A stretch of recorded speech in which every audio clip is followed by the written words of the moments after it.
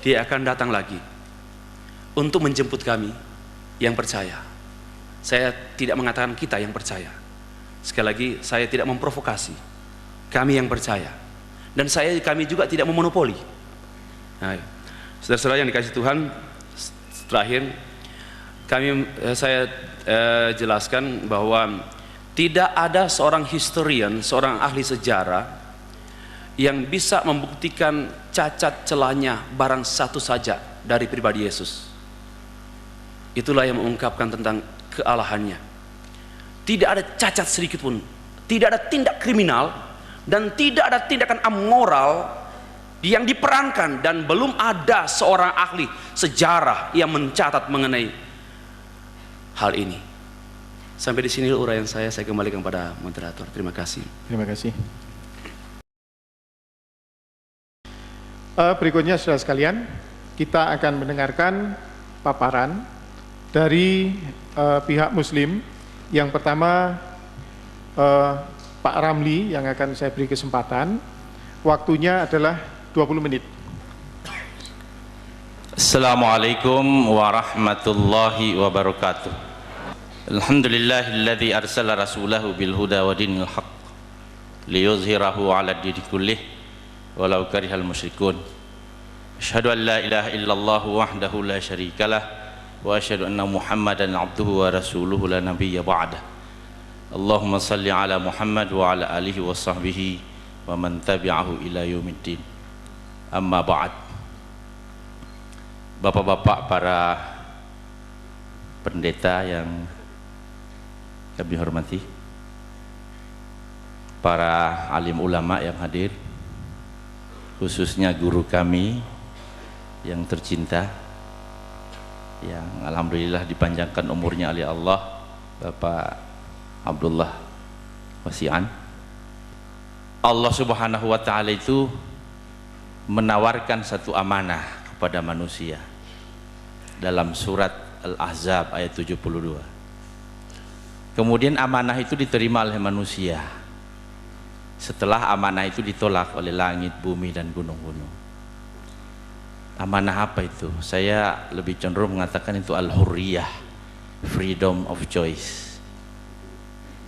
Amanah itu ditanggung oleh manusia.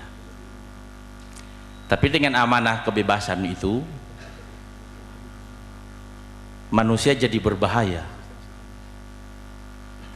Kenapa? Karena di samping amanah kebebasan, manusia membawa penyakit, yaitu benar-benar zolim dan benar-benar bodoh. Inna aradnal amanata 'alas samawati wal ardi wal jibal fa baina ayyahmilnaha wa ashfaqna minha wa hamalahal insan innahu kana zaluman jahula. Maka bersatunya kebebasan, kezaliman, dan kebodohan itulah yang ditakutkan oleh malaikat. Makanya pada saat Allah menawarkan proyek pembuatan manusia, malaikat protes. Qalu ataj'alu fiha may yufsidu fiha wa yasfikud dima. Ya Allah, apakah engkau akan ciptakan makhluk yang akan membuat kerusakan di bumi dan menumpahkan darah? Kalau engkau hanya ingin dipuja-puji, ditasbihi dan sebagainya, kan cukup kami. Tapi Allah walaupun maha kuasa, tapi tidak mendekati segala persoalan pakai kekuasaan. Allah pendekatannya pakai ilmu.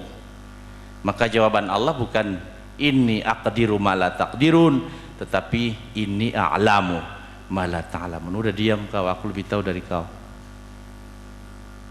Maka kebebasan tetap diberikan oleh Allah Subhanahu wa ta'ala. Makanya Allah menyatakan la ikraha fid din, tetapi kezaliman dan kebodohannya diobati. Qad tabayyana rusydu minal ghayy. Yang benar sudah jelas dari yang tidak benar. Nah, untuk menjelaskan kebenaran dan ketidakbenaran itu butuh guru. Maka dikirimlah oleh Allah 124.000 nabi dan rasul untuk menjadi guru. Tugasnya apa? Litukhrijan nasa minaz zulumati ilan nur. Untuk mengeluarkan manusia dari kezaliman, dari kebodohan menuju alam yang terang benderang. Guru yang pertama adalah Nabi Adam alaihissalam. Guru yang terakhir adalah Rasulullah Muhammad sallallahu alaihi wasallam. Sebelum Nabi Muhammad sallallahu alaihi wasallam ada Yesus, Nabi Isa alaihissalam. Semua membawa kebenaran. Kebenaran yang dibawa oleh para nabi itu, itulah al-Islam. Inna dina indallahil Islam. Jadi Yesus Muslim, dia membawa agama Islam. Dan saya sedang menulis buku, mudah-mudahan sebelum bulan puasa sudah terbit. Yesus Nabi Isa itu Muslim. Mengapa Anda berbeda? Muslim dia bawa kebenaran. Tetapi kebenaran yang dibawakan oleh Yesus itu belum sempurna, Pak Pendeta. Belum. Coba kita baca di dalam kitab Yohanes pasal 16. Namun benar yang kukatakan ini kepadamu, pasal 16 ayat 7 dan seterusnya, adalah lebih berguna bagi kamu jika aku pergi. Sebab jikalau aku tidak pergi, penghibur itu tidak akan datang kepadamu. Tetapi jika aku pergi, aku akan mengutus dia kepadamu.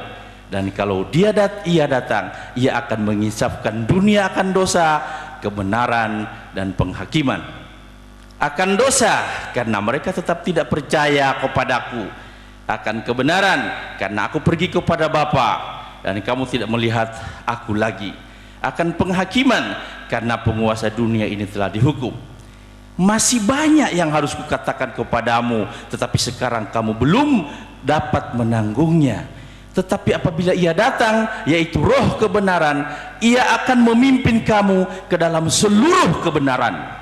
Sebab ia tidak akan berkata-kata dari dirinya sendiri, tetapi segala sesuatu yang didengarnya, itulah yang dikatakannya, dan ia akan memberitakan kepadamu hal-hal yang akan datang. Jadi segitu hebatnya Yesus, belum seluruh kebenaran yang diajarkan, Pak. Masih 1/3 atau 2/3 kebenaran lah barangkali.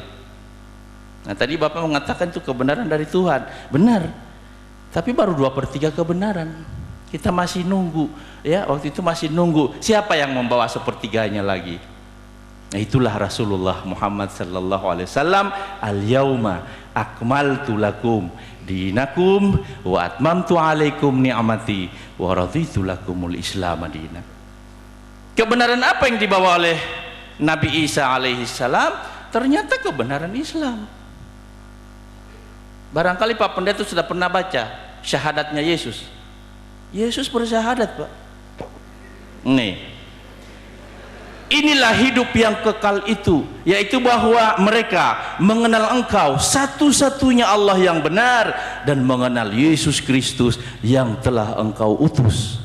Ini kan jelas benar pembagian tugasnya loh, Pak. Asyhadu an la ilaha illallah wa anna Isa Rasulullah. Itu artinya, Pak. Itu syahadat. Malah ada sholat. Ini saya lengkap saya di sini, tapi waktunya terlalu lama kalau saya uraikan. Ada sholat, ada puasa. Apa kata Yesus tentang puasa? Ya, di dalam kitab Matius itu puasanya masih sama benar dengan kita di dalam Islam. Nilainya sama. Dan apabila kamu berpuasa, janganlah muram mukamu seperti orang munafik. Mereka mengubah air mukanya supaya orang melihat bahwa mereka sedang berpuasa. Aku berkata kepadamu, sesungguhnya mereka sudah mendapat upahnya. Tetapi apabila engkau berpuasa, minyakilah kepalamu dan cucilah mukamu, supaya jangan dilihat orang bahwa engkau sedang berpuasa. Nah, jadi puasa itu ibadah rahasia, sama antara Yesus dan Nabi Muhammad sallallahu alaihi wasallam. Nabi Isa bersujud pada saat dia di Getsemani. Nabi Isa berdoa, solat sebenarnya, karena bahasa Inggris itu kan to pray, tetapi diterjemahkan berdoa, dan memang bahasa Arab as-salatu ad-du'a. Tetapi untuk menghindarkan kesamaan dan akar-akar Islami di dalam ajaran Nabi Isa, maka cuman disebut bersujud. Padahal itu solat, itu solat. Karena Nabi Isa disuruh oleh Allah untuk solat. Jadi